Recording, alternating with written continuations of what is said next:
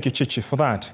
President Dr. William Ruto met Chief Justice Martha Koome at State House in Nairobi on Monday morning in an attempt to resolve the impasse between the executive and judiciary about corruption allegations against judges.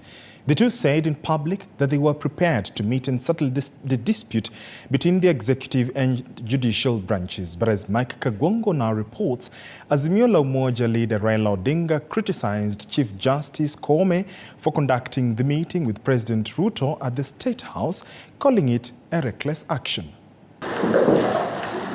President William Ruto and Chief Justice Martha Koome met Monday morning at the State House to discuss a standoff resulting from allegations of judicial corruption and executive interference.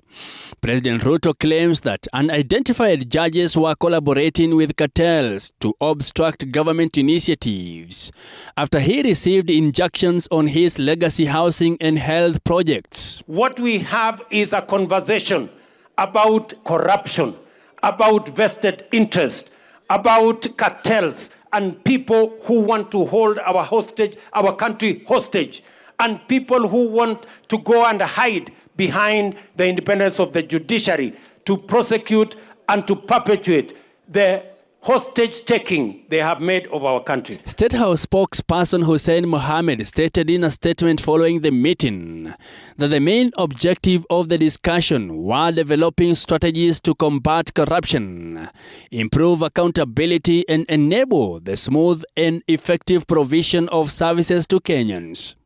Mohammed claims that the legislative, executive and judicial branches have each decided to independently create rules, guidelines, regulations and legislative proposals.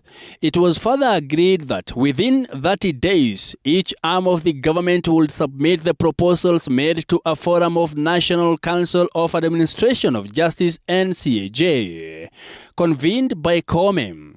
The forum will provide a roadmap for the immediate, medium-term and long-term measures to be undertaken. However, Chief Justice Martha Koome came under fire from opposition leader Raila Odinga during his speech in Lamu County for caving in to President William Ruto's demands for a meeting. The Chief Justice's choice to sit down and engage in conversation with the executive, according to Odinga, is an insult to the judiciary's independence. If there is supposed to be a dialogue, this dialogue should be held in a neutral place. State House is the head of the executive, it's the seat of the executive.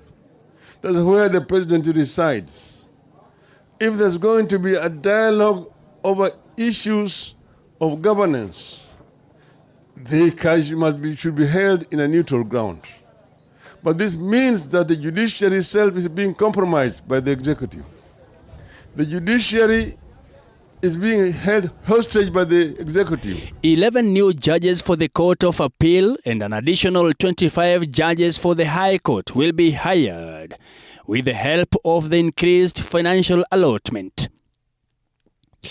Mike Kagwongo, TV for